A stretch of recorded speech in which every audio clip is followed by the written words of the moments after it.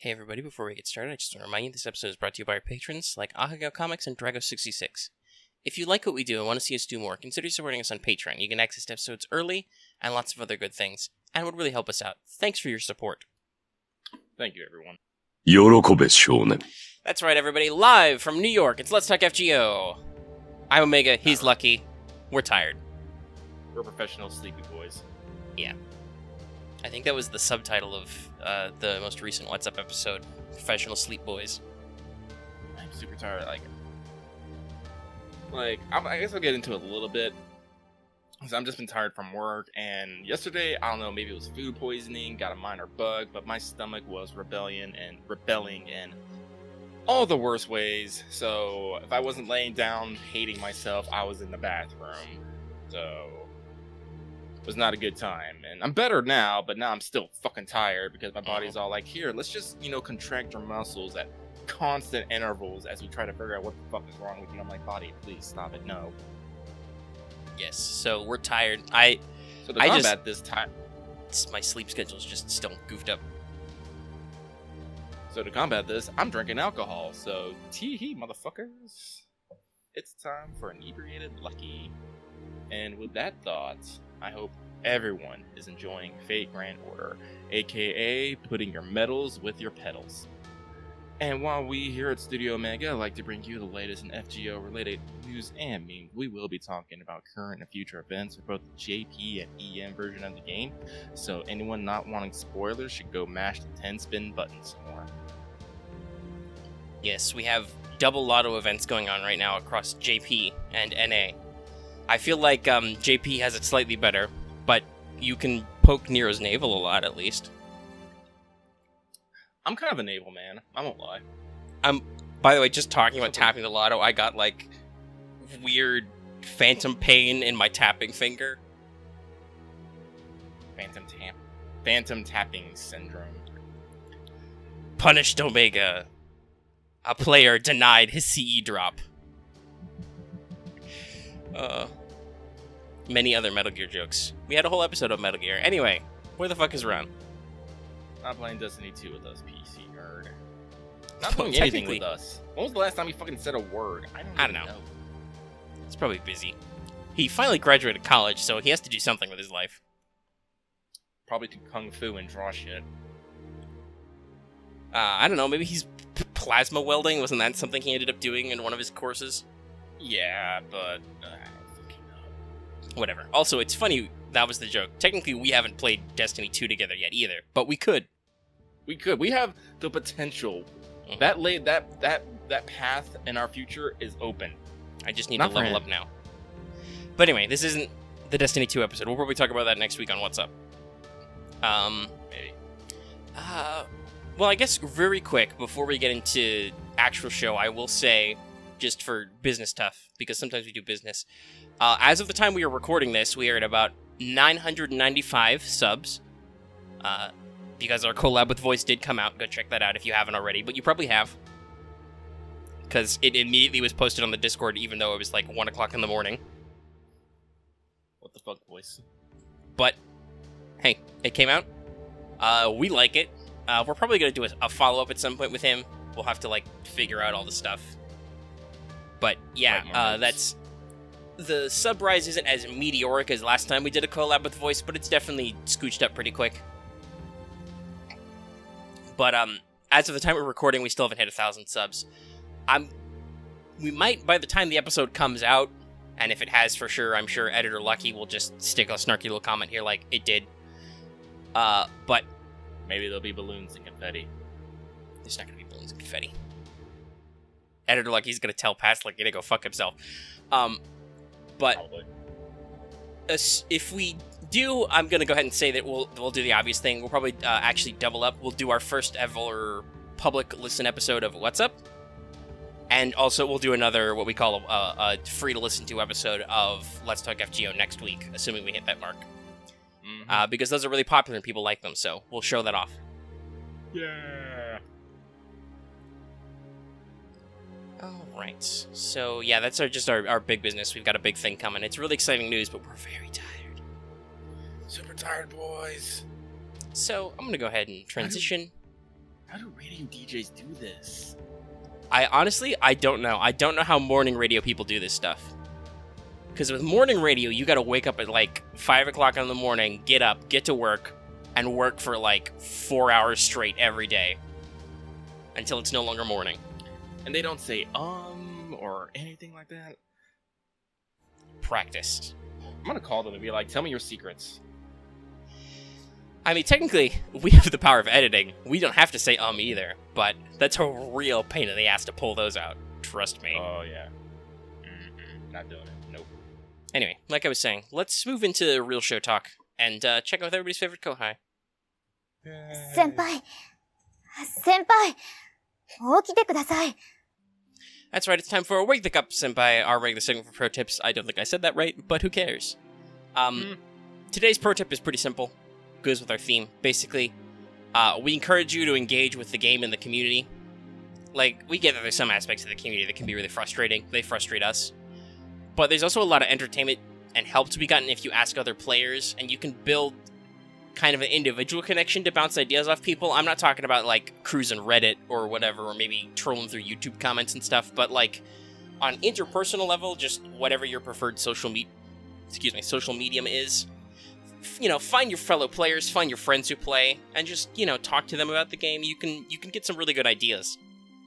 Honestly, we're going to talk about this a little bit later when we talk about the actual Nero Fest stuff, but the fact that every day at around midnight, even if I was, you know, way too tired earlier in the week, because I talked about that on WhatsApp as well, to actually do the exhibition question they fired up, the fact that everybody was excited and sharing teams and strategies and their results and stuff really gave me the energy I needed to actually do most of these quests. So just, you know, keep your connection open.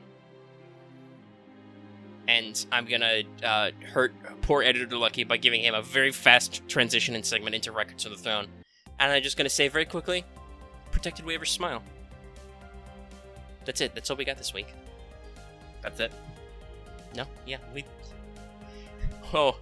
have so many things, but let's move into the news. I can keep doing this, and Lucky, you can share your thoughts. Yeah. So, first, we had the localization panel at Anime Weekend Atlanta. That was on the 22nd, which was yesterday. If Lucky hadn't been feeling bad, we probably would have recorded this episode literally as the panel was happening, but we didn't, so actually we were able to get some stuff out of it. So, in the localization panel, Albert talked about a lot of normal stuff. He said that an actual English release of the visual novel is possible, which shit. Yeah. And he is definitely interested in more English or any exclusive stuff, like certain raid-ups, interactive event, more of the 4-star tickets or guarantees, but notes that this can be difficult for him to swing with the execs. When asked about it a couple of times, he said in-game subs are still being worked on. We don't know the full extent. Honestly, this is a point of contention, I think, with the fan base a little bit. Like Lucky, you can give your thoughts, but to me, I don't want a lot of like in-battle subs, like sure NPs or like unique dialogue, but like all dialogue all the time. I feel like with the way the UI already is, that would get kind of cluttered. What do you think? Well, from what I understand in later singularities, like there's gonna be moments where it looks like you're on a battle screen, but characters are talking about something, like back and forth. And I know, like in certain like battles like in Camelot, I remember Gawain was actually talking like in the middle of the battle, and I didn't know what he fucking said. So like for like noble phantasms and like in battle dialogue, yeah, sure. Give me some subtitles, but if it's just for every like grunt of pain or like skill activations, attacks, stuff like that, it's like I'm fine. I can anytime I want to hear that, I can literally just, you know, go into my Spirit Origin list, pull up the server, and push all the buttons I want. Yeah, and actually, Gawain and Mash's in-game subs in Camelot were eventually patched in. I think if you were on like high-speed battle, they went by a little quick, or at least Gawain's did, but they were there at some point. Yeah. So They were, That's not but as I said, like high-speed battle is like Here's the thing about high speed battle. I'm so used to high speed battle now that when I am not in high speed battle, everything literally feels like slow motion, and I feel really, really weird. Yeah. I've gotten used to the high speed, even if it means I can't appreciate the animations quite as much. Yeah, I know. Same. Like, I can't do it. Like, I tried doing it a couple weeks ago when I was recording for the show, and I'm like, is my phone just slow? It can't be slow. This phone's only literally came out, like, last year. There's no way it can be slow. So I'm just all like, my perception of time. Yeah. Also, like we said, there was a lot of discussion about, like, rewards and stuff with English and JP. It basically confirms a lot of stuff that we already guessed. Japan, as the parent company, is basically running the English branch a bit like they would run it in Japan, which is a shame, but they don't really get how we do social media, so they, like, enforce tight controls. You can only speak in very specific events or circumstances on the social medias. They don't like the community, like, interact and stuff. Apparently, they're the reason why they organized the crappier official streams, and also, apparently, when talking about it at a separate, like, discussion-type panel, where he just took questions, Albert mentioned that they stopped doing their more chill streams, which I never watched, but I heard about, were supposedly good, because JP actually told them not to do that, because Japan just, quite frankly, doesn't understand streaming culture. That's 100% on them. They just don't. It's like fucking Atlas with Persona 5, like, don't stream our game. Guys, do you not understand how this works here?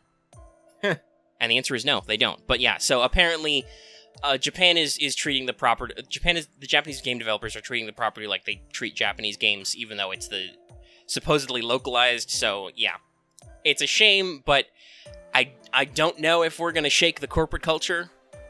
We can certainly try. Albert seems positively disposed to try and help us because he's a little frustrated with how they keep hamstringing him to actually do his job managing the community. And actually, they tweeted about this that I saw when I checked their Twitter. One of our fans, Dark Rios 3, who actually wasn't he one of the winners of our Twitter contest? I believe so. So he actually posted a Reddit thread because he was actually at the Anime Weekend in Atlanta, the second panel, and talked about it a lot. So yeah, like social media. Apparently, that's all Japan's ideas are like Twitter and Facebook campaigns, which I expected because it's fucking Facebook. So the idea is to, like, spread the word, but nobody who actually plays the game likes it. So he said that in future we might expect to, like, see the campaign goals kind of plateau for a little bit, and maybe what the rewards are change up a little bit, which could be good. At the very least, if they stay at about a similar rate, that would be more interesting. Also, he said that our Clairvoyance EX would be getting ranked down in the next couple of months. Coincidentally, by the way. Oh, golly gee, what's 2 months from September? It's November. So I am hoping to God that this means that November is unfucked in the English release. Because as it is now, it would be pretty fucked up. Because we'd be getting, like, Christmas in November and a bunch of random Garbo rate-ups. Yep. I mean, like, one of them is an Amakusa banner, so that's not really Garbo because he's limited. But still, it's, like, just random rate-ups for no reason that only have, like, 1 5-star on rate-up. Hopefully they fix all that. I'm hoping for Babylonia in November, because it doesn't actually have to be in December. Like, the Solomon event has to be in December because of the way it's written. But you could put Christmas in December, and you could put Babylonia in November, and it would work out okay. I'm pretty talking about the Clairvoyance being reduced worries me a little, that they're going to fuck up with certain banners that's not going to make people happy, because, like big limited time events like that you don't want to fuck with, because that's just how the game is paced, right? And people are expecting a certain type of pacing, so they're not going to be happy if like if Musashi did get moved to like Thanksgiving. But I'm pretty sure they're not going to do that again, because Albert said at the panel, yeah, we don't want to do that anymore because people were super outraged. He said specifically they wouldn't nerf the guaranteed SSR banners again. Okay. So I'm hoping that means they don't move them. Technically, if Babylonia was in November, they could put Cats and Enkidu in there, so still watch the fuck out. But I'm hoping he understands that, he's put forward the idea that they understand that didn't go over very well, and they don't want to do that again because people didn't like it. Nobody benefited from that, basically. Nope. So hopefully New Year's will remain unmolested. You don't have to worry about Musashi suddenly coming before your Merlin and your Ishtars and stuff. which I know would flip a lot of people's shit. I'm hoping what this just means is, like we said, is that we get a story before a seasonal event, so the seasonal events make sense. Because, like, okay, Valentine's being in the first week of February is wrong, but you're in the right ballpark, right? Christmas literally in November is really goofed up and makes no sense based on the writing, right? Yeah. So let's hope they avoid that. I don't know if that means that they're going to pace around maybe some of the reruns, so maybe we get to, like, Epic of Remnant stuff sooner, because there really is a new content dearth at the beginning of the next year in JP, because they were, like, they needed to seriously buy time for more story to get written, basically. So I'm hoping maybe they change that a little, since the story's already written. They can't change it too much, because assuming we follow the pattern of Part 1, like, Part 2 is, like, got a date set in stone. And stuff when it's figured out, right? So, yeah. That is time-linked also, so we probably can expect that to move up, but maybe we can expect some reruns to happen faster, some other stuff to happen. And because he also said he was interested in exclusive raid-ups, I'm hoping this means we get maybe slightly different, but at least equivalent raid-ups to certain banners that are for, like, completely for Japanese events. Like, last week we talked about the Kyomoff event banner, which was tied into a very Japanese event. We wouldn't get that here, right? That doesn't make any sense. So, if they can actually make unique raid-ups, that'd be cool. Also, for the love of God, when you do that Knights of the Round campaign later this year, please put Bedivere on raid-up. Please, for the love of God. The boy needs NPs. What is it? Considering that the English version is considered the global version, like, it might not even be things that are just directly related to North America. For example, they did the Tencent courts for the thing in Australia, so who knows, maybe, like, if things are just happening around the world, maybe even in Europe or something, maybe they'll just be like, this is a good excuse, let's slide this in here. Yeah, I hope I'm not opposed to, like, slightly changing up the banners. I don't think they can fuck with seasonal stuff, and I don't think they can fuck with story releases, so those are all, like, hard and fast. But yeah, I'm just, you know, some flexibility is good. At the same time, I think part of the reason why the English version has been so successful is that there is that clairvoyance, right? Like, you've got a couple years to plan out, okay, here's when this servant comes out, so I know I want to have courts, I want to have money available at this time. People in Japan don't really like, at least all the players who play the Japan version I talk to, don't really like the surprise bait banners and stuff. Like, some of them are baited a little into spending, but I feel like, given the cultural difference in America, that won't go over as well. So I'm hopeful they don't go too crazy. I think they won't, because fundamentally, like, even with talking about reducing our clairvoyance, Albert still said that, like, everybody playing this game has the roadmap, right? Like, even if they accelerate it in places like China and Korea, the events still all happen in a certain order, I think.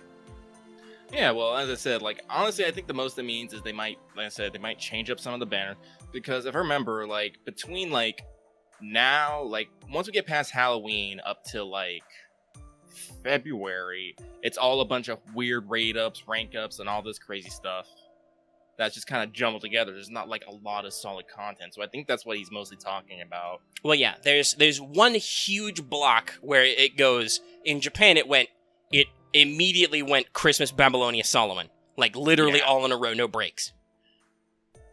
And then immediately after Solomon, it was New Year's with Musashi. So, like, there's a lot of weird raid-ups that happen to fill space, and then there's a shitload of content slammed together at the end of the year. Who knows? Maybe they'll combine some of these raid-ups. Maybe they'll combine, like, Musashi and Hassan. Actually, yeah, you could do that. I mean, New Year's is already rotating. Yeah, I'm hoping I get Ishtar in the first run anyway, but I'm gonna be a little sad because Ishtar gets a raid up immediately again on New Year's too. So, like, that's gonna hurt me if they do something to fuck with that. Basically, I'm literally only gonna be mad if they fuck up Ishtar somehow for me. That's it. That's the only thing that bothers me.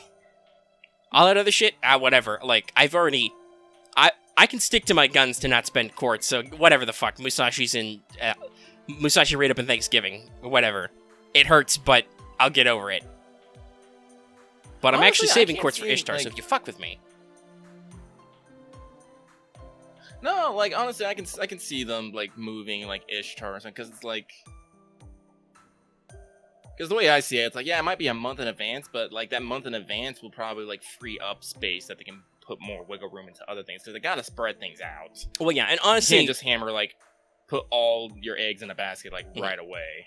and quite frankly, Because- EN has been way better about the pacing. Like Yeah. like we talked about this with like the Camelot 2 banner and the America 2 and 3 banners were like way after the actual chapter release. In JP, they suitably scooched those up to be more recent in English, which makes more sense. They added a Okeanos Part 2 banner. Because One I'm week trying to it's think of it, definitely a like, thing. because like if I'm guessing how they're gonna do this right, like the Christmas rerun is gonna be November, like late November. So if they do like the Musashi raid up then, when you're probably not going to be throwing a lot of quartz, it actually balances things out. It could be. We'll see. But we'll see. But yeah, no, November's a little chaotic. It's just I am hoping they move Christmas back to actually be in December, because it already was partially in November in JP. So if you move the schedule up 2 weeks earlier, which you normally do for the English release, it would be fully in November, which, like we said, doesn't make any sense. I'm hoping they give me more time and maybe a story chapter for Ishtar, personally, but also just that makes sense for Christmas. I was super upset when Valentine's wasn't actually on Valentine's, right? So Yeah, no, we were both a little, because the writing wasn't changed at all. Like for Christmas Nope. the same year too, it was like, it's the last day of the quest. Oh, it's Christmas Eve.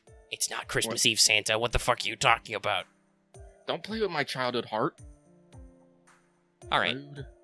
Well, we waxed on that for like 20 minutes. Wow. Good job, us. Let's talk about JP Professional stuff. football. Do you want to read this, or should I keep going? I'll read this. Try to put it into a little bit of dramatics because it's motherfucking Gilfest.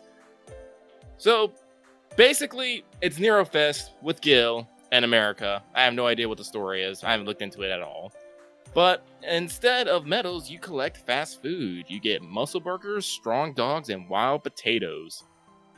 There's also a lotto box run by Queen of Sheba. Unfortunately, you are not going to be punching her left tip constantly. It also gives another event currency, gold bars. The store will feature the CE CKT for more lotto drops, and the lotto will give the CE return match, which boosts damage. There are also new command codes in the shop as well, all of which are guild themed. SSR Heaven's Wedge is a 20% damage against all servants except Star. SR Divine Change is plus 15% trait damage against Divine. The rare is Seal of the Red Jeweled Girl, which is plus 10% critical strength. Exhibition quests return with new rules like no double Merlin or Scotty, and they are repeatable. You can already hear the people screaming. That's all that's been written. I said the CE art's good. That's all I've really seen about the event, so I don't know. I got to see Tamamo side boob, or actually Tamamo cat, I think it was. Yeah, that's the CKT, and also, yes, there's one more bullet point, which is the summon banner, but it's pretty simple. It's Gil, Sheba, Caesar. Boom. And the story supposedly is that because Caesar is Rome, he took the Romans' money, which Nero was going to use for Nerofest, and used it to pay off a debt to Gil. So Gil took all the money and went to New York. Nero is slightly upset, but she gets over it because she gets to be on a huge stage. It's literally set in Madison Square Garden. So she gets over it. She's fine. She's doing okay, guys. But yeah, no, that CKT, aka the Unlimited Burger Works, is great. And I don't think there's not a lot else to say. The exhibition year, quests are a thing. Oh, next year we have Aussie Fest. It only makes sense. Yeah. The exhibition quests are a thing. I think so far they are Tora Toda, Leonidas, and Okada Izo. And they're kind of a pain in the ass with their mechanics like always, but whatever. It's in Japanese. Okay. Real quick, before we transition into free talk, there's one more bit of Japan news. FGO won an award at Tokyo Game Show. They have 30 courts. Boom. Once again, welcome back to Court You Will Never See in America. Because it was a Tokyo Game Show, guys. God knows, though, let's hope FGO wins some awards in America. I'm sure they would actually give us a shitload of quartz for that if we could, but we won't. Oh, wow, I got the fucking crystallized lore when I accidentally rolled for 7 instead of 10. I'll call that a well-calculated whoopsie. Nice. Well, I don't need any more fucking boxes. I guess. I don't know, Axe. Axe is asking if a mobile game has ever won an award in the West. I'm sure there are awards for mobile games that have won them, but yeah, no, like video game awards or anything like that, I don't think they've given them a lot. I'd love them to. But let's be real. Let me see here. If it's America, I'm sure it's either going to be Fire Emblem Heroes that wins because they actually have a lot more firepower behind them in their English localization. They actually have English voice actors. Or it's going to be, something else. Like I don't think FGO has the cultural firepower for anybody who's not a huge weeb. Let's see here. I'm looking at the fucking games like actually right now for last year's. Yeah, there's a best mobile game, and let's see, Fire Emblem Heroes was a nominee for best mobile game at last year's Video Game Awards. Who won? But other than that, keep in mind, if it was last year's, aren't those awards in like the end of the year? So FGO would have been out. If we weren't even nominated, I don't feel like we're gonna be. Which is a shame. They really should. Yeah, no, like that's like mobile game year. is like the only one I'm seeing. Yeah, welcome to mobile games in the West. Nobody takes them seriously. It's like how the Oscars treat animated movies. Which, in case you don't know, guys, the Academy Awards are infamous for huge award snubs of powerfully written and masterfully made animated movies because they're cartoons. I'm gonna go slap them with your name a lot. It's like, are you gonna cry? You're gonna fucking cry! Yeah. I cried! My fucking ex-Marine fucking brick bench pressing motherfucker, he cried! You're gonna fucking cry! Yeah. Alright. Let's move into Call Day of Free Talk, because this will either be very, very long or very short. I don't know. Okay. So, this is all on me. Elephant in the room. I haven't posted any recordings. Now, I did not lie. I did record some of the exhibition matches. They weren't very good. 100% honesty. Weren't good. Skahak and Ku took me a couple tries, and I had to exit the app a few times for missed skills, so the video wasn't very great. And the Hassan one was super fucking long. So, I didn't like the product. That's all there is. Also, the discussion and stuff is over, like, right away. Like, trying to get people to talk about a specific exhibition quest, like, half a day or a day later, super fucking hard. So, the videos quickly would have become irrelevant. I figure us discussing them a little later might be more relevant. That said, a lot of people in our community were posting videos of them doing runs. So, actually, what I think would be more interesting is to see lots of different stuff from lots of different people. So what we're going to do is we're going to be curating some community runs and videos into a playlist, which will be linked in this video, either about this time in the cards or at least in the end card. I'll try and do both, but we'll see. So you guys can see what lots of people are doing. And basically, I will, when this video goes up on YouTube, I will skim through some videos I know some of our community members have made and pull them all in a playlist and link them. If you have a video of you doing an exhibition quest run from this year's exhibition quest, let me know, like on Discord or something, and I'll put it in a playlist. And before anybody thinks about it too hard, oh, there's some kind of secret chilly master plan here. No. As far as I know, no. We get no benefit out of this. This is just something we're doing for the community because I know a lot of people did record it, and I think that's way more interesting than my half-assed recordings or whatever. So, we will share with the community. Yay! Alright, Lucky. Nerofest second impressions. How do you like a metal and pedal hell? Because I can be honest. So I'm gonna level. Go ahead, level with me. So I'm gonna level everyone. I have barely done anything on this event. Like, barely. I have not completed a single exhibition match, and I've done just enough farming to get all the CEs out of the store. That's it. And I've done the pedals. I've gotten enough pedals. As you guys heard, I literally just got the crystallized lore out of the shop, out of the Lotto. That's it. That's all I've done. Out of consideration to all you guys, and you know me trying, I'm literally going to be fighting her, well, right now, again. But unfortunately, I said, I think I've explained this before, but Lucky is he's ADD and he's manic depressive, and unfortunately that has been kicking my ass for the past week and so, because I went into this event that knowing some people were gonna be doing fucking phenomenal at this event. Like, I just knew it, and I was like, oh yeah, that's good for them. But then when I actually saw it, it just got me super depressed, and I didn't see the point of me actually trying. I gotta be honest, I'm not really manic depressive, but sometimes, quite frankly, the way some people obsessively do some of this stuff, it is a little soul crushing. Yeah, like, I remember, like, it was like 3 or 4 days into the event, and someone had already cleared like 30 boxes and had several thousand pedals. And they weren't really griping, but they were mentioning like how long they're gonna have to be pushing the 10 spin button to get through them all. And I'm all like, I can't, like, I just couldn't. Like, yeah, no, like, I was the same. That killed a lot of my enthusiasm to actually do this event. Was just, oh my god, people are doing so much, and people are like, oh, it's such a breeze, and I'm like, it's not a breeze. But then again, we're on like 2 days in, and you guys all have max limit break CEs out of the Lotto, so fuck you.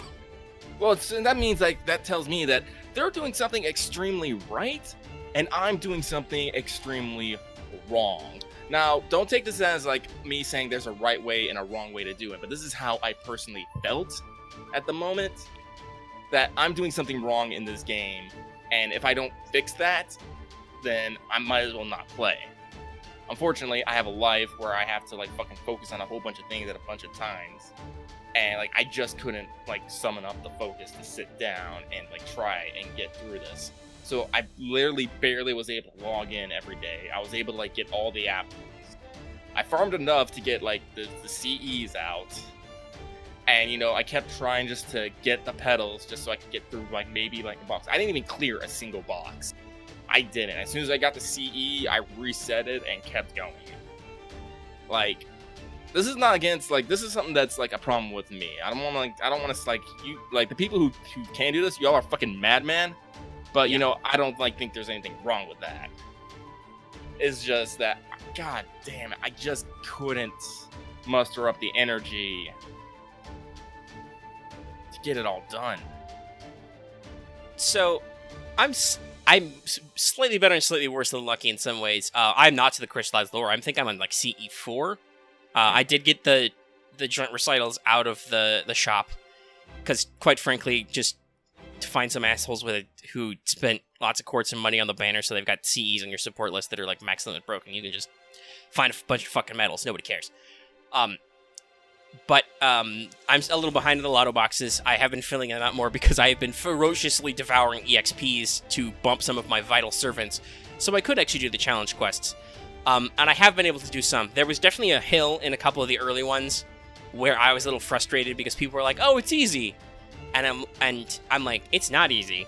You guys think it's easy because you guys have like plus 200% damage, or you've got a really specific servant raised."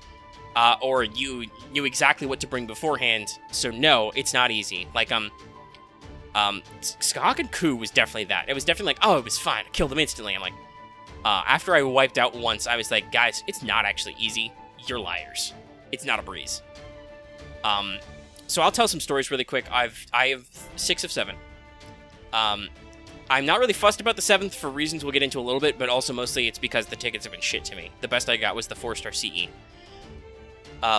So, like, 1 extra ticket's like, that's not a motivation. An extra crystallized lore? Do you know how much QP I have? It's not super a lot. The event's been helping. So, Skahak and Ku kicked my ass once, then I was like, okay, it's not easy. I did a full offense strategy, which was Mordred, Altera, Altera. That worked. That was just, I brute forced it. I think I had to use seals, but I blew the fuck out of them. Because Skahawk did not abuse RNG and did not spam her evade. That's literally the only reason why that was possible. Number 3 was Hassan's, right? Yeah, number 3 is Hassan's. That I did first try. That was, I wanted to do my Medea Irie Medea Lily strat, but I couldn't find any Medea Lilies on support because it was half a day later, so everybody switched their support setups already. Thanks, assholes. So I tried the Amakusa strat instead, which worked like a charm. It just took forever. It took fucking forever. Like, I can tell you, Lucky, you probably are not going to want to do that one because it's just going to take you forever. You're going to be mad that you tried. Like, maybe if you see somebody with, like, an Amakusa on your support list, you want to try some bullshit, you can do that. The Amakusa strat really does work if he's got the damage CE. But, yeah, no, it's just tedious. It wasn't hard, it was just tedious.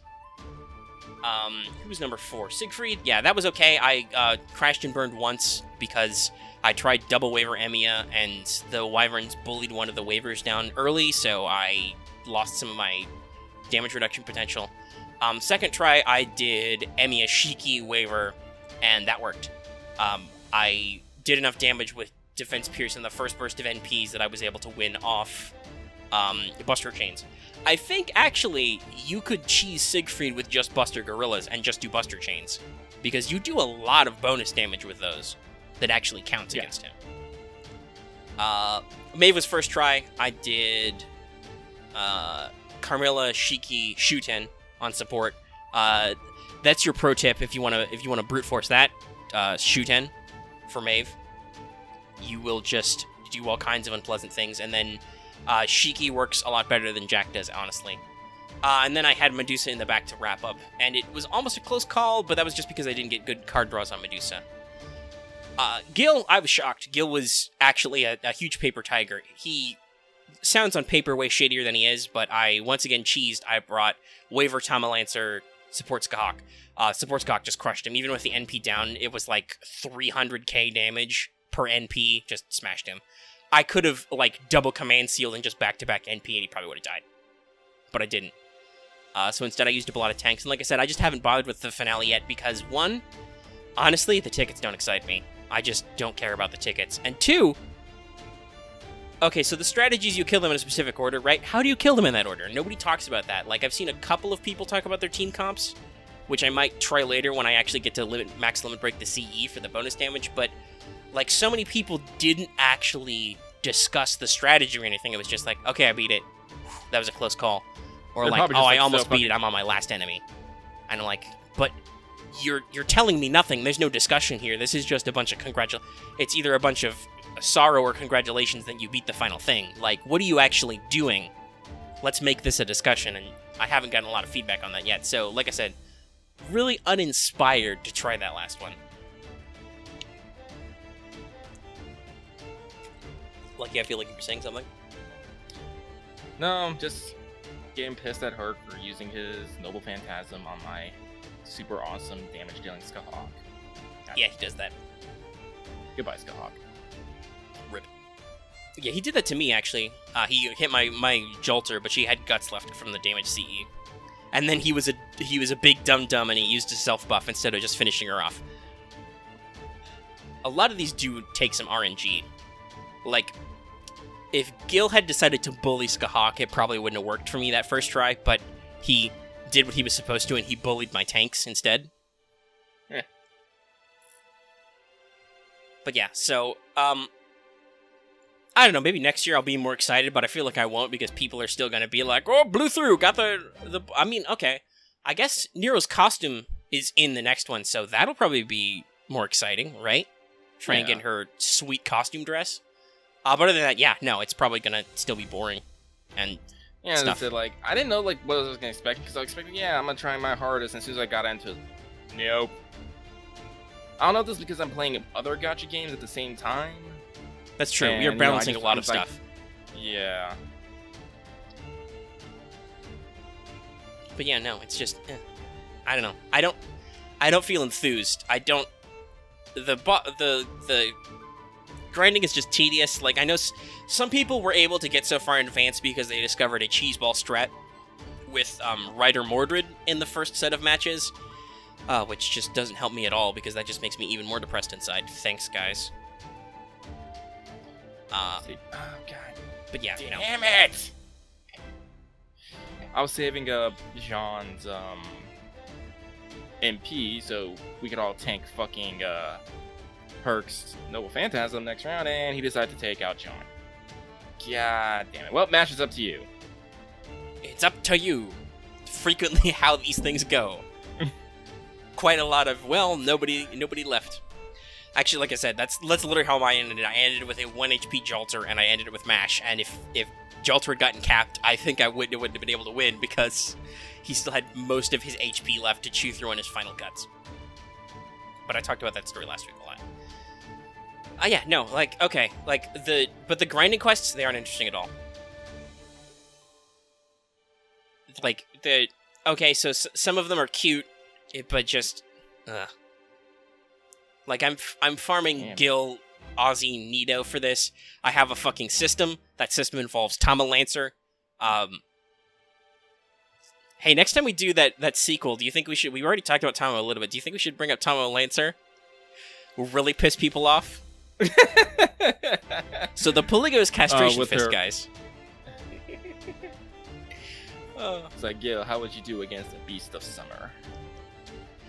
But yeah, no, so like just... Like, talking about our collab of Voids, there were some, like, a lot of people were like, oh, cool, yeah, this is interesting and stuff. Some people was like, guys, you got some info wrong. That's cool. That's fine. You know. And there were some people who were just pissed. Some people are just like, I can't believe you would say that. I'm like, and yeah, no, like the typical power tier wankery is it's bad in all fandoms that have this kind of power measurement system. So Fate's not an exception. But yes, no, there are a few toxic comments that I'm like, okay, buddy. You know, pat on the back, good for you. You had an opinion. The thing that annoys me more is there are some people who talked at us like we got our facts wrong, but weren't 100% right themselves. But that's just like, that's just slightly annoying. But otherwise, yeah, no, we've got some input. We're going to talk about some of the criticism and some of the criticism whenever we do a follow-up. I actually made sure to write down the major bullet points in the notes. The most thing I got is just... the things I'm maddest about in that video is, other than just a couple times when my mic cuts out, is just I feel like we missed some opportunities to discuss some really interesting matchups. Did we? Well, yeah, no, like there's only like half a dozen people on the new list. Like some people have come out with some obvious ones, like Edmund Dante's super obvious. On the other hand, the video took like 3.5 hours to record or whatever, so it's fine that we had our list as it was. But yeah, no, like. Mostly it's just I'm excited to do a sequel because I think it will be more interesting and off the wall. Alright, what's our time at? 45 minutes. Let's see. I wrote Teach Me Omega Sensei, but it's very long. And it is very long. I mean, I think it's interesting. I want to read it. It's actually very relevant to our discussion about, as kind of a follow-up to our discussion about Gil, because it talks about the nature of servants, so I think it's very important. But at the same time, I really don't feel like reading all these bullet points right now. I wouldn't have any context. I would literally be reading verbatim, so I don't think I should do it. Honestly, well, yeah, I think it'd be a better topic if we wait a week and we talk about it while we are public. Yeah, that might be good. We might be able to get some questions to bounce some stuff back off. Yeah. Also, we can take suggestions for the next one. Or is it lucky we talked at the exact same time? This is totally my reason for just suggesting it's not that I don't want to sit here recording longer. No, not at all. Alright, well, we delayed it a week. Let's do Servant Spotlight Matahari really quick. Yeah.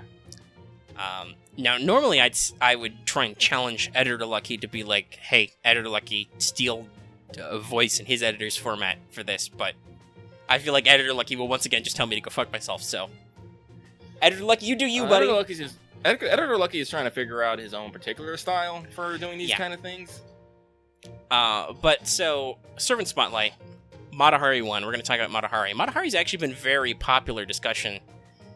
Yes, as Axe put it, Matahari, who could totally beat Gil.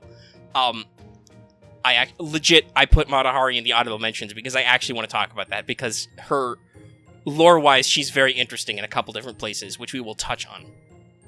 But, actually, hold on. Let me make sure to pull this out so we can talk about what she actually does mechanically. Pull out her profile. But, let's see. I feel like on the one hand, I want Lucky to talk more, to space out the event, to the talk ratio. At the same time, I'm like, I don't want to force Lucky to do anything. So, I will really quick read some background details on Matahari. So, her parameters are very low, as expected for an assassin. She's got rank E in strength, endurance, agility, and mana, and then a luck D, but a noble phantasm A+ for some reason. This is actually literally in my notes for Teaching Omega Sensei. I'll give you a preview for next week. The Noble Phantasm ranking on a servant's parameters means absolutely nothing. It literally is meaningless. In reference materials, it was said, sometimes it's the highest level of Noble Phantasm they possess, sometimes it's a lower Noble Phantasm, and sometimes it's just whatever rank they feel like. Literally, that is how it is described, and I'm like, so it's literally meaningless. There's no value at all in this grade. Matahari is interesting that she doesn't have any normal of her class skills. Presence Concealment is rolled into her unique personal skill, Espionage 8++. In-game, it does the same thing that Presence Concealment does. It increases your star drop rate pretty good. Since she's an assassin, she's already got a decent number, so it bumps her to like 30% at 10. Pheromone is her second skill. It gives you a low chance to charm male enemies and decreases their defense if they're male by 20% for 3 turns. Very good at that defensive drop. And then she's got her third skill, which is from a rank up, so it's not described at all, but it's Double Cross B. It further reduces one enemy's defense for 3 turns for 20%, and then applies Skill Seal to one enemy. So right there, just in her skills, she's got 40% defense down lurking. Against a male enemy, anyway. And we should point out she's Quick Arts Buster. She's got generic caster animations, so her hit counts are all shit. Her NP charge attack is huge, though. It's like 2.1%. So talking about her actual NP, Matahari, the woman with sunny eyes, A. That lets her inflict charm to all enemies, regardless of gender, so that's good. Gender-specific charm sucks. It decreases the attack of enemies for 1 turn, and decreases the defense of enemies for 1 turn based on overcharge, minimum 20%. So that's up to 60% defense down. 40% on all enemies, if it works. So you can really see her niche. I mentioned this when talking about the Siegfried quest, that if you didn't have a waiver, your budget defense down is Matahari. And actually, I personally want to level my Matahari now. I've done it a little to do like interludes and stuff, but I definitely want to try and level her because I feel, much like Leonidas and Hans, that all that defense down she can bring is a very interesting niche mechanically, right? Yeah, no, my Matahari is max leveled. Like, I've used her several times. Mine's not yet, just because I'm busy. Yeah. And I have been pushing hard to level Wavering Tama Lancer in this event. Tama's almost done, Waver's at his max extension, I might take a break. I will definitely try and stockpile some EXPs now, because I'm basically done with the event anyway, other than just farming, so I will stockpile EXPs, because we probably have a double or triple, or we have a double chance of great and super success coming up. Just so you know, we should be hitting that event soon, and that'll be a thing. So, if you're not needing the EXP to do Nero Fest content, consider saving EXPs so you can spend them more efficiently later. Matahari is really interesting lore-wise. So Matahari is, I think, the youngest servant in terms of when she was born. Technically, both Edison and Tesla, I think, died later, but were born earlier. They lived to be old dudes. Matahari died in, like, 1919, I think, or something like that. Basically, World War I era. Mm-hmm. So she is a famous female spy. Her real name is... Do you note this down anywhere? FGO? It's Margaretha Gertrude MacLeod. Yeah. Man, I gotta, like, I'm, like, while you've been, like, writing mechanics, I've been, like, literally been just reading her Wikipedia. Like, that's good. Yeah, so she... She is a... There. Yes. She was a exotic dancer who was a spy. And spied, and was caught and executed. So, yeah, she honestly got a very tragic story to her life. Oh, yeah. Like, lots of betrayal, and like we said, was ultimately caught and executed. So she has a lot of, like, interesting opinions on the Master. Like, she's friendly and talks about it. You see it a lot in her interlude, I think, where she, like, tries to connect with you. A lot of that is more described in that, but honestly, I'm trying to think. Has Matahari actually appeared in any stories? Any of the story events? I don't think so. I know she was in the CM for Salem. Okay, maybe there's more focus on her later. Yeah. I do know that some of the EOR chapters, like Salem, had some really interesting looks at a couple of older servants, like the assassin Sanson was in there, and supposedly that was like really great storytelling for him. So yeah, if she shows up in Salem, that's probably a good sign. Matahari, like, the only other real role I can remember Matahari having is she was a gatekeeper at Halloween, but that was more for comedic effect. And She will also show up in the second Halloween as a tavern owner. And she had a few lines during the Valentine's event. So yeah, it's a shame, but that's also to be somewhat expected from a low rarity servant. And Matahari is actually one of those interesting cases where rarity does really describe her power, because as a young servant, we talked about her parameters. Lore-wise, her actual servant abilities are very weak, except for her noble phantasm, which is amazing. It's a brainwashing noble phantasm where her sexy dance basically paralyzes the mind and brainwashes anybody who sees it, and then it lasts until the next sunrise, and then they forget about it. They never realize it happened. It's phenomenal.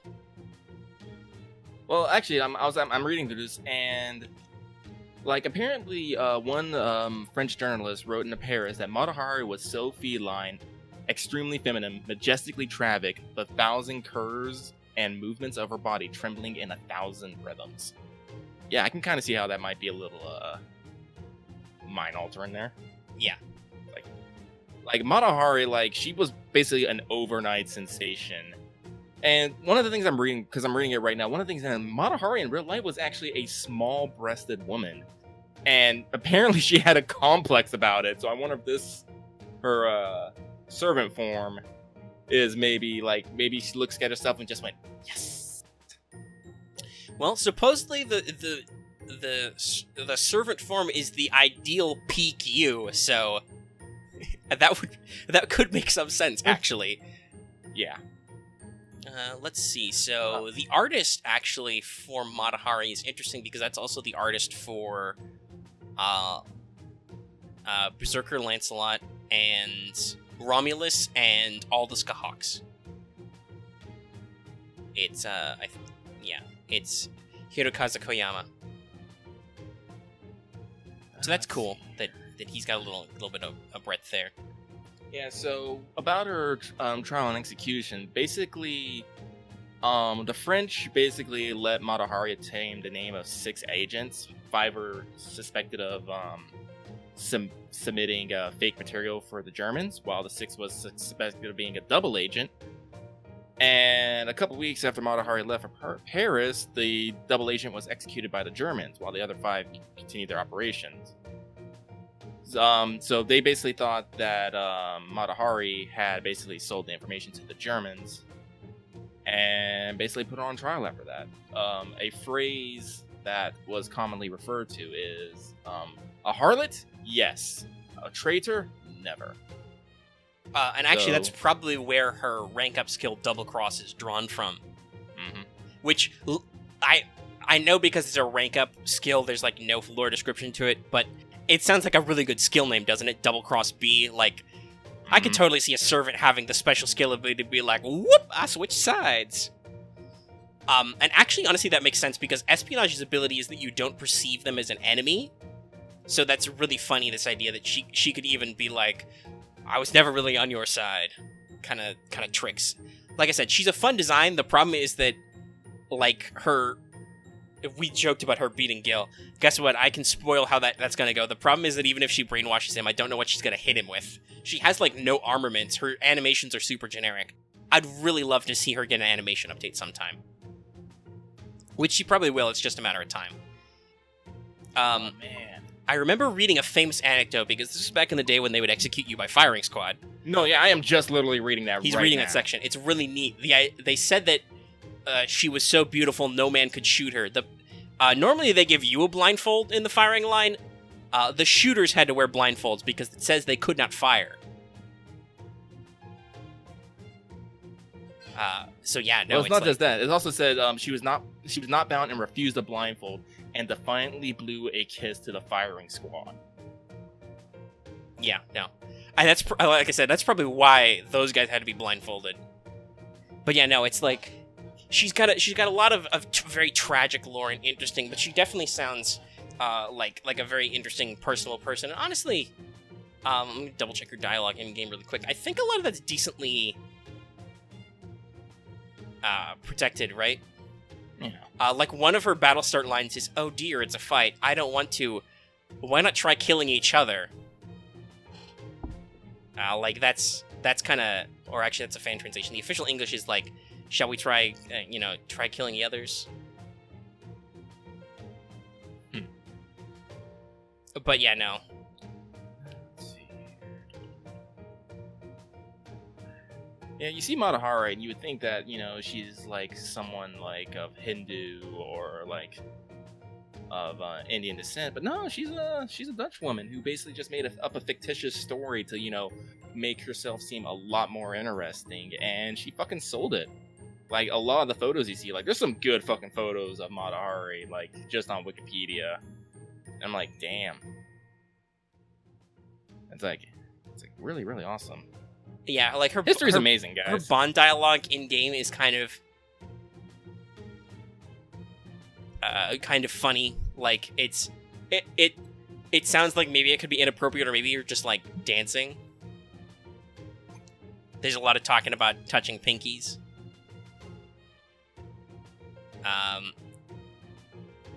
But yeah, no, it's a very, very playful, like, kind of dialogue, which besets some of her tragic attitude. But at the same time, it sounds like she had some spunk, some motsy still in the end in there. So that's good that you can retain a positive outlook on life. But yeah, no, it's Matahari was someone who lived freely and wildly to her last moments. So yeah, Matahari's real interesting character. Like we said, I'll be very glad to see Salem and to see her get more of a story focus, maybe even in the future, because Lost Belts have also been bringing back rando low rarity characters like Mozart, for instance, and I think Billy was featured in the Anastasia chapter, and a couple of others. So that might be cool. We might see her come back up, actually have a real story purpose. That'll be cool. And just for mechanical purposes, like we said, you want budget servants. That's a maximum of like, 80% defense down. If you get her to 500% overcharge, you can lay some serious defense down and lots of charm. And yeah, no, she's got 3 quick cards and a star drop boosting skill. You could use her as a star generator. Very interesting use mechanically.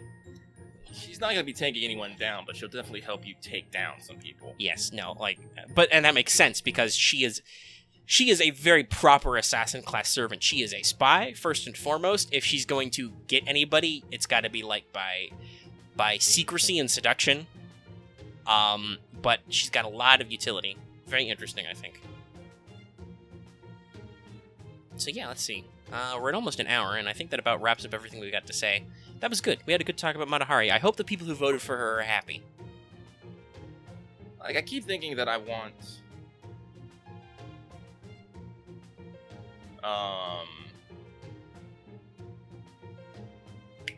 to do videos like just exploring the lore of servants and stuff, but then I see other people are doing it and I'm just like, eh. Yeah, I don't know somebody if people will be said, interested in.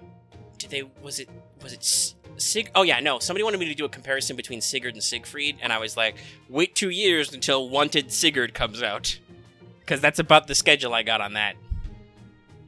Well, yeah, because we gotta actually get like our official translations and whatnot. Yes, no. Like also, by then he'll probably have a Matt's profile. Those are very helpful, I gotta say. I really wish those were published faster.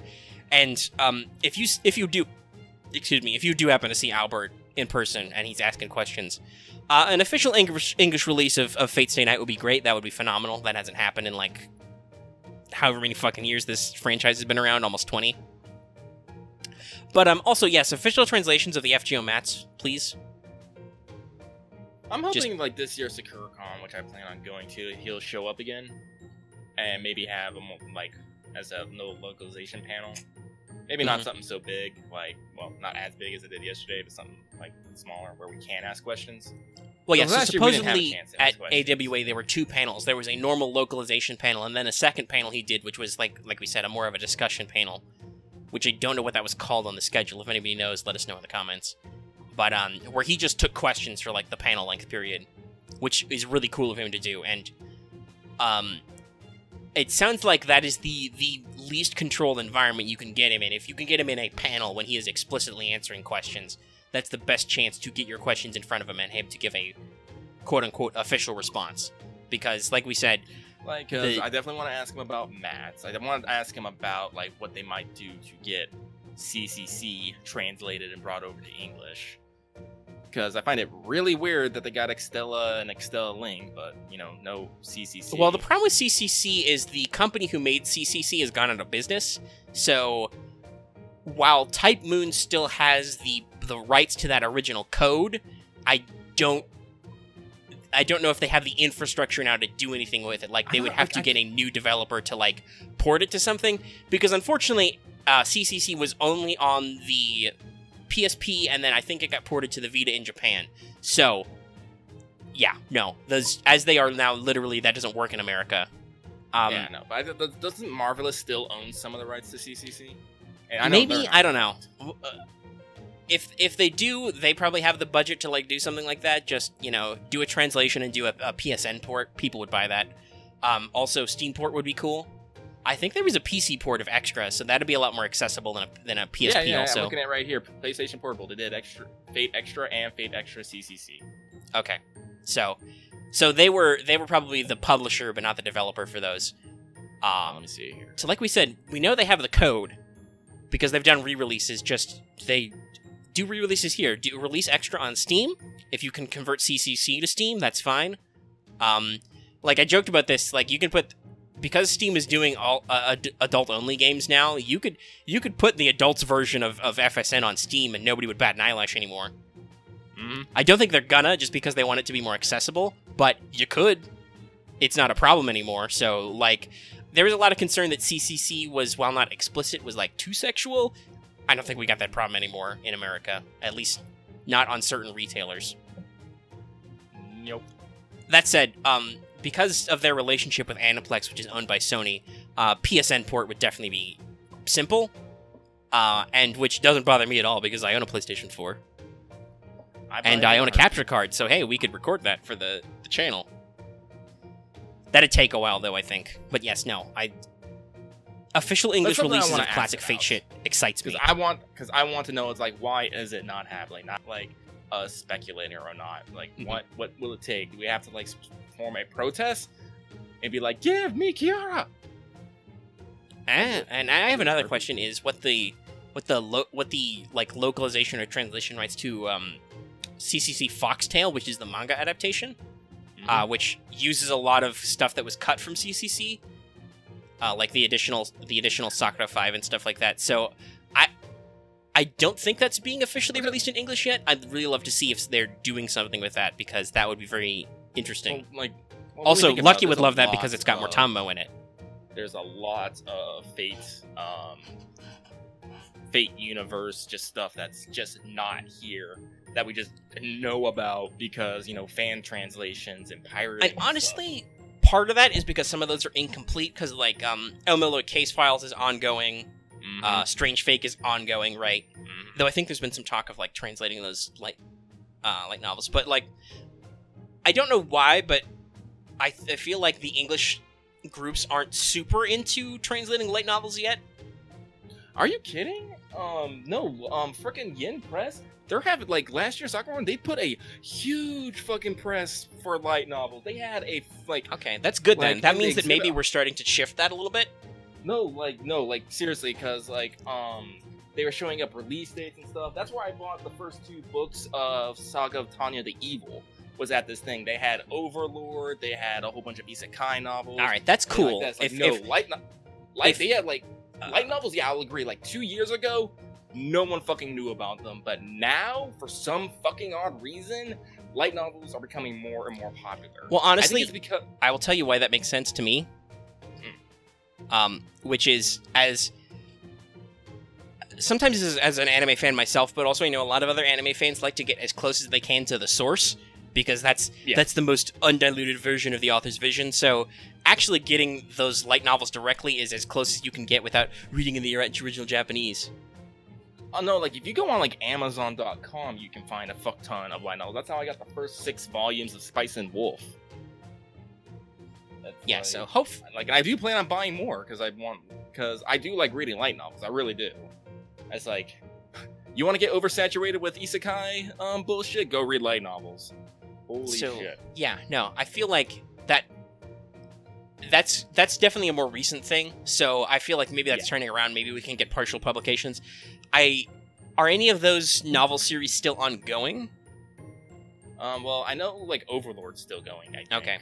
So if And those are I know still that getting was there. translated into English, even though their series aren't finished yet, that's a good sign, because, like we said, like Case Files isn't finished, Strange Fake isn't finished, so hopefully that means we can get some of these. Like, I feel like To be fair. Aniplex really wants FGO in English to be the thing that pulls more people into Fate, or Makes sense. Type Moon Navy's that. I don't know if it's working, because obviously, like, Last Encore's gotten mixed thoughts. Apocrypha's gotten mixed thoughts, right? Like, Well, here's the thing. I say it works because as much as I love anime, before I started playing FGO, all I really knew about Fate was the original trilogy.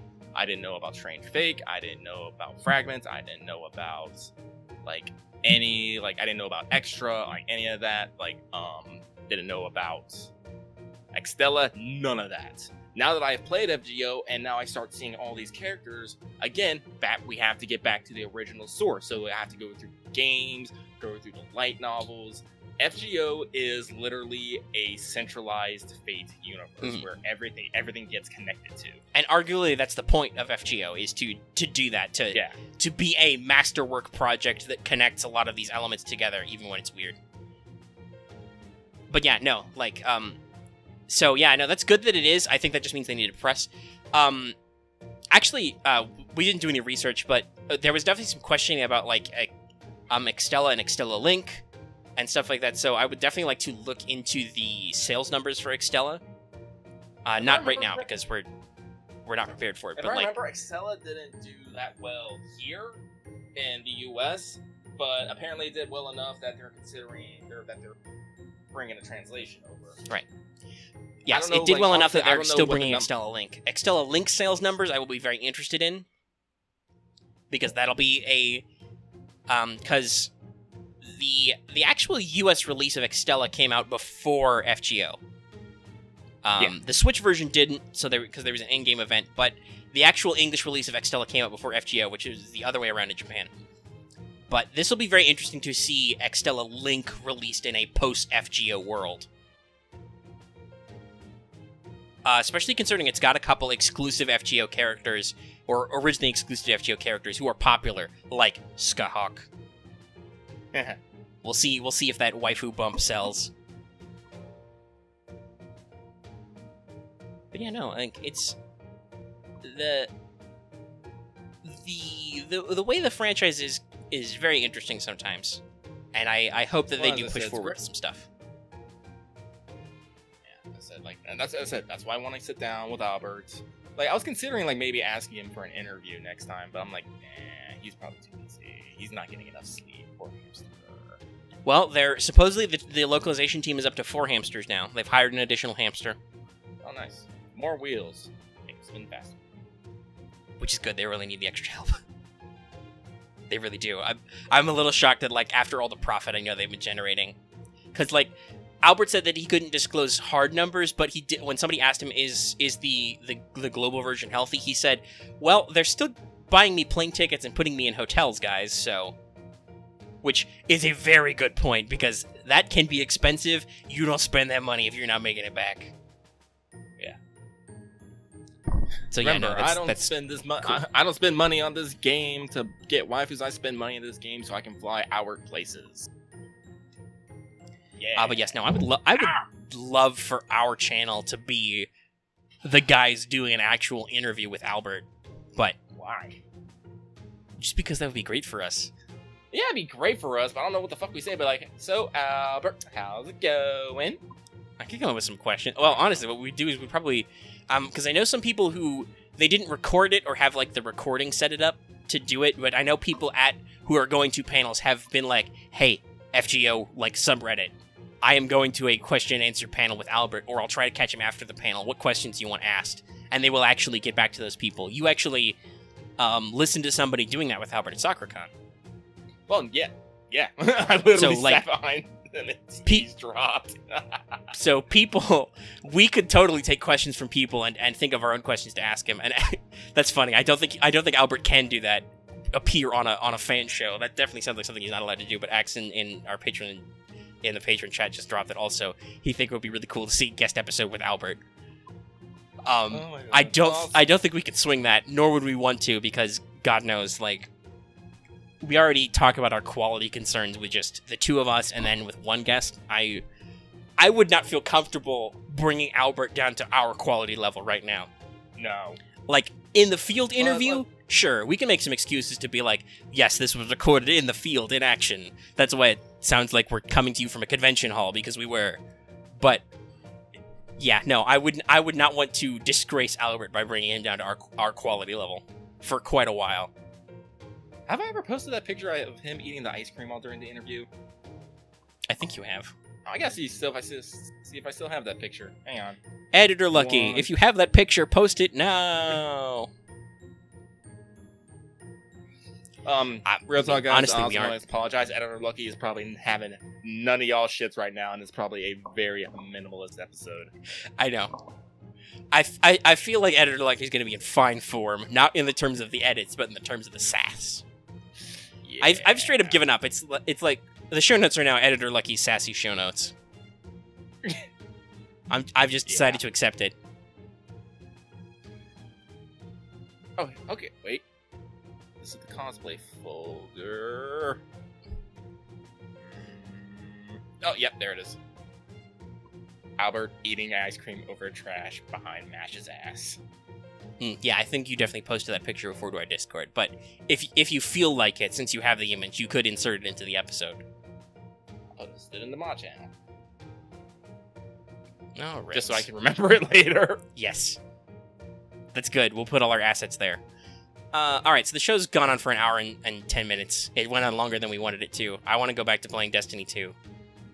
I just realized that Albert has a fucking, like, Rio shirt. I'm like, I want one. What the fuck? Yeah, I know. They've got some... he's also wearing a I think that's called a security organization windbreaker. Yeah. So, like, they got some fucking merch. Like, excuse me. Yeah, I know. The Axe just said he wants one of those. I'd love one of those jackets. Also, they get access to the Buster Arts Quick shirts, which are so cool. Well, they sold those at Axe. I'm hoping, like, their bigger cons they go to, they will continue to bring the merch, because I will buy me a fucking Buster shirt. And what kind of shirt would you want? Arts. I love arts. Arts. Yeah. We'll get some shirts. Hell, we could probably set up because Axe just said he would like an art shirt. We could probably do like a community thing where we're like, all right, everybody, we're building like a special buy shirts fund. Put all your money into this big PayPal to reimburse Lucky. He will buy shirts and we will send them to you. We're not going to commit to that, by the way. We're not going to commit to that.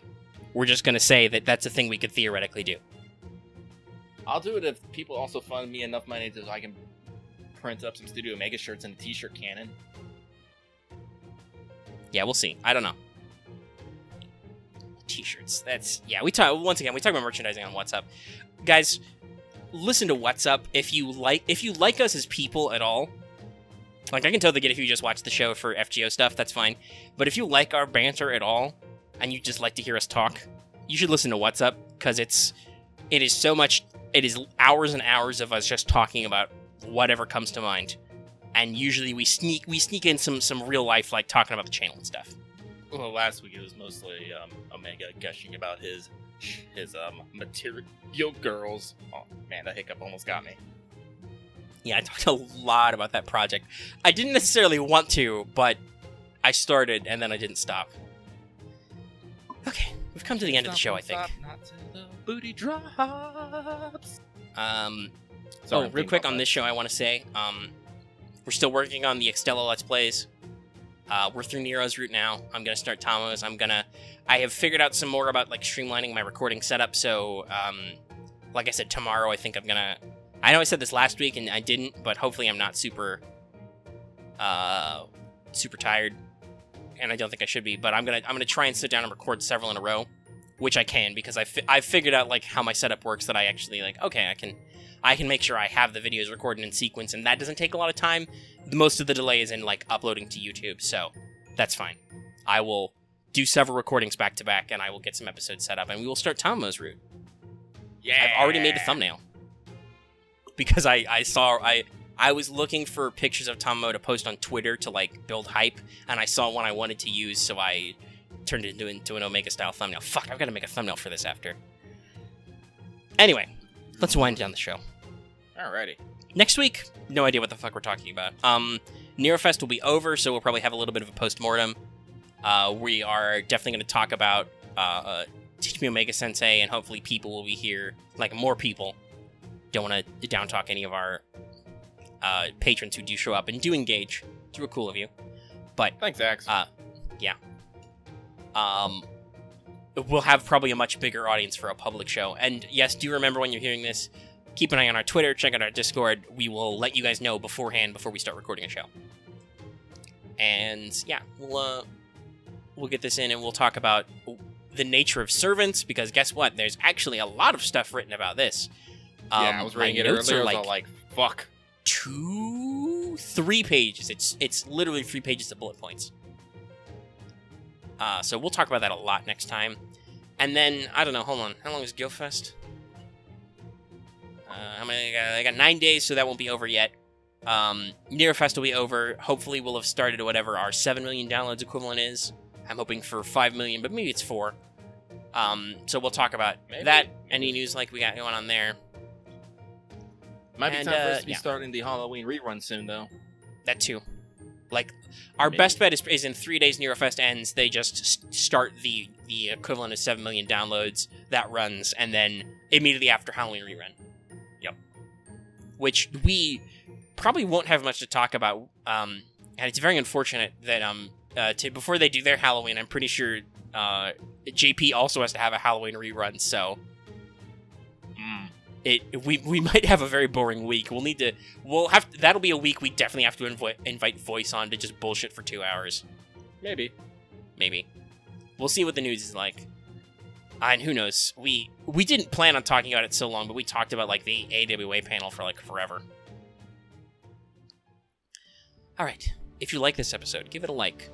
If you have any comments about any of the utter nonsense we have been talking about for the past hour and 15 minutes, more like hour and 20, really, go and leave those in the comment section down below.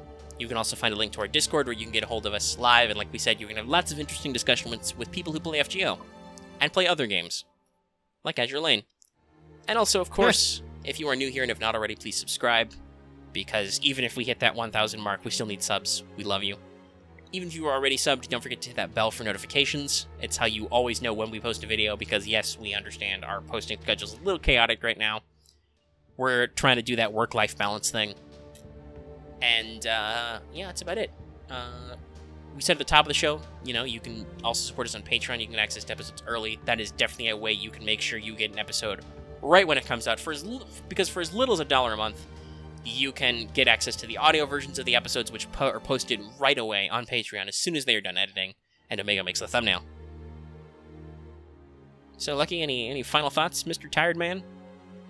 I'm a super tired man who's looking at butts right now, so hopefully I won't be so tired in a little bit. But, hey, I hope everyone enjoyed the show, and we'll see you next week. Butts. Butts.